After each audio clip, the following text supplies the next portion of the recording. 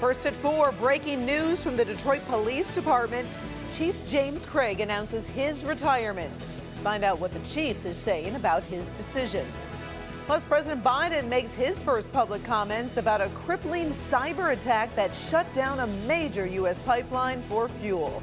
Good afternoon, Ben. Hey, Karen. We have ditched the rain, but the cold is going to get us tonight. We're in for a freezing finish. I'll show you who goes the lowest right now. First at 4. Local 4 News starts now with a breaking news alert. Good afternoon. We begin first at 4 with breaking news from Detroit's east side. Take a look at your screen. This is the situation. Firefighters battling a building fire. Sky 4 over the scene this afternoon at the Farias Processing and Trading Company.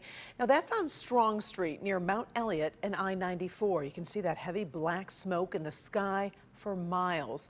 No injuries are reported at this time. Crews are working to determine what caused the fire.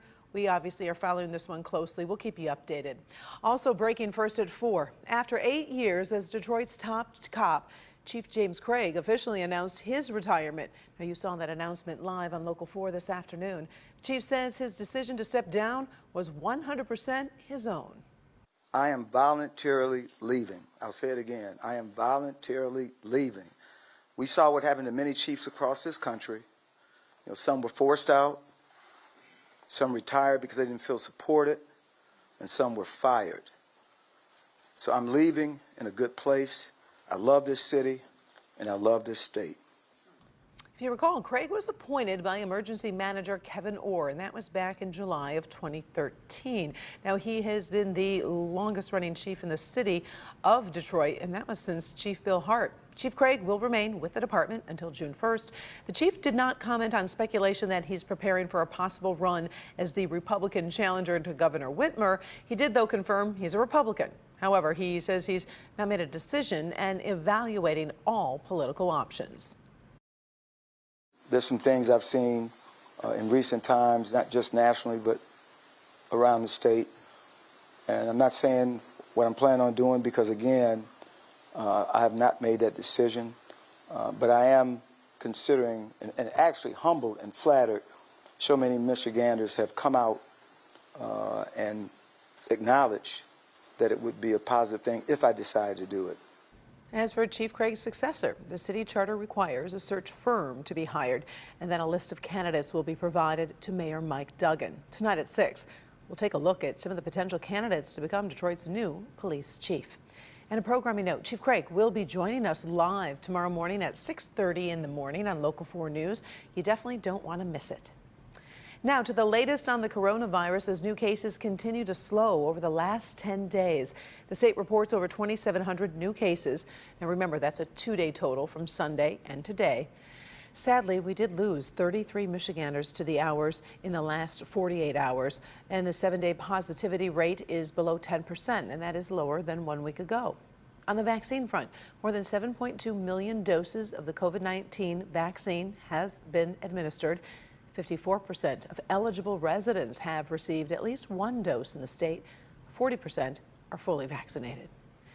Wayne County putting a stop to foreclosures to help those affected by the coronavirus pandemic. Today, a judge granted a request to extend the ban on foreclosures of occupied homes and commercial properties through March 31st of 2022.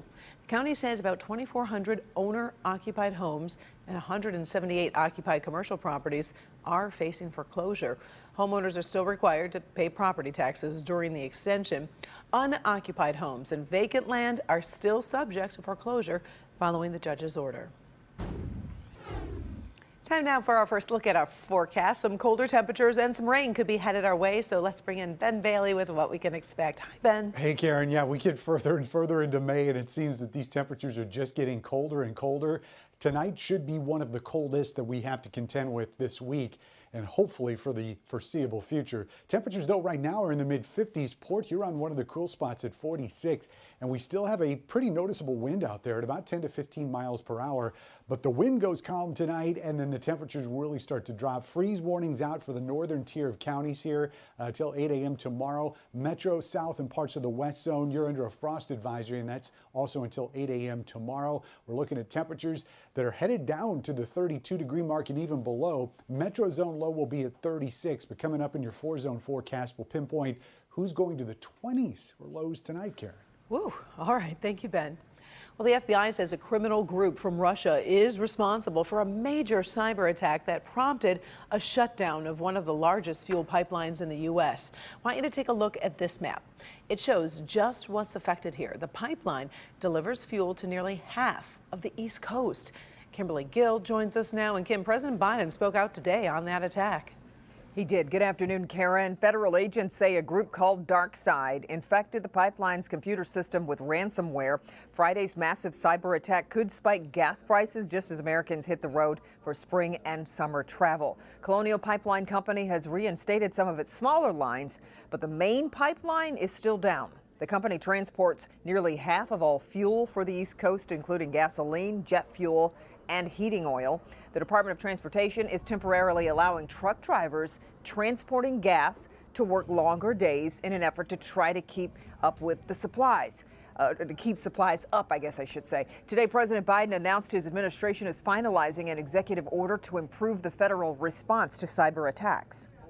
We have efforts underway with the FBI and DOJ, Department of Justice, to disrupt and prosecute ransomware criminals. And my administration will be pursuing a global effort of ransomware attacks by transnational criminals who often use global money laundering networks to carry them out. Colonial Pipeline says it hopes to have operational service restored by the end of the week. The company is working with private cybersecurity consultants to determine when it can bring the pipeline safely back online. So we'll have more tonight on the news at 5. Until then, Karen, we'll send it back to you. All right, thank you, Kim. Sure. This week, Local 4 is pleased to be a part of a virtual international conference of experts to discuss and interact with educators all around the globe to discuss the topic of early childhood education.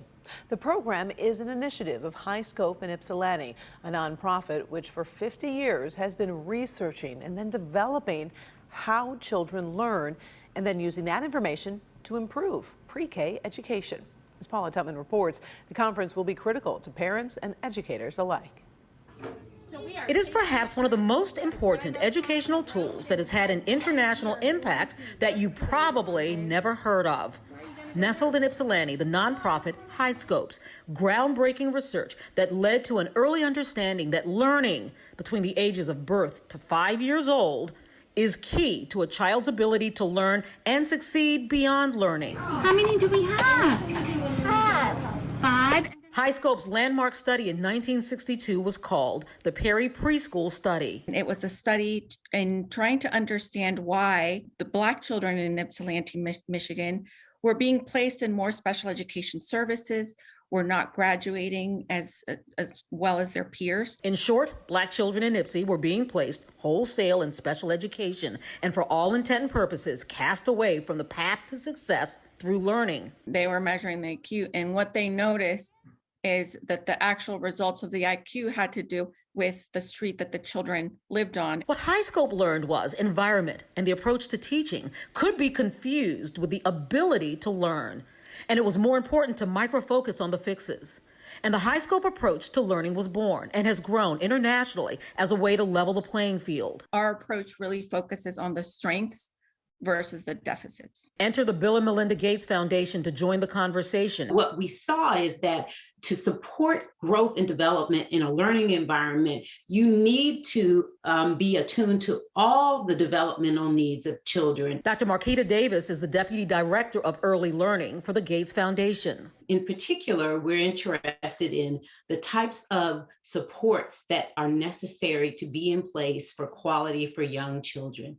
And what we mean by that is, does the learning environment have the appropriate curricula in place? Is it a research-based curricula? Is it culturally competent? Does it cover the domains of learning that are essential for a child's growth and development? The virtual conference starts Wednesday. Devin Skillion will lead a conversation with Julian Castro, and I'll be leading the discussion with the Gates Foundation. Thursday, our Nick Monticelli is on deck to discuss the business of early childhood education. And Friday, our Kimberly Gill has a breakout session for parents, particularly important as we go into year 2 of COVID-induced learning deficits. There will be opportunities where people will go out into breakout rooms and have discussions. And that is a key component of what we do at High Scope. Yeah, this conference is really exciting. They've been doing it for decades. This is the first time they've done it virtually, obviously because of the pandemic, but it really does allow for global participation. And when you get people like the Gates Foundation and even Warren Buffett's foundation in the room, this is kind of like a rock concert for educators. But Karen, this is the really interesting thing. So first of all, educators, they can still register for this. I think it's a little under $200 for registration, but parents, that breakout session with Kimberly Gill on Friday, we're actually going to put a link on our social media platform so parents can register for that for free. So imagine being in that room, because it's really going to be important, particularly moving forward with this post-COVID era education and how parents can navigate, and they'll actually have an opportunity to participate with these rock stars to try to figure this stuff out. An opportunity these parents obviously don't ever get that chance, so they definitely have to take advantage of it. We will post all that information for that breakout session on Friday. We appreciate it. Thank you, Paula. And still to come, first at 4, after pressure from customers and lawmakers, Amazon cracking down on counterfeiting on its website. Plus, the first piece of debris from an out-of-control rocket that fell back to Earth over the weekend has been found. But first, a Help Me Hank recall alert from Ford. Find out why the automaker is recalling thousands of its SUVs. And it's a busy Monday afternoon. We continue to follow breaking news from Detroit's east side, where firefighters are battling a building fire.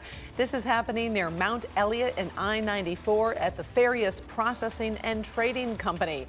You can see the black smoke filling the sky. So far, no reports of injuries. Crews are working to determine what caused the fire. We'll be right back.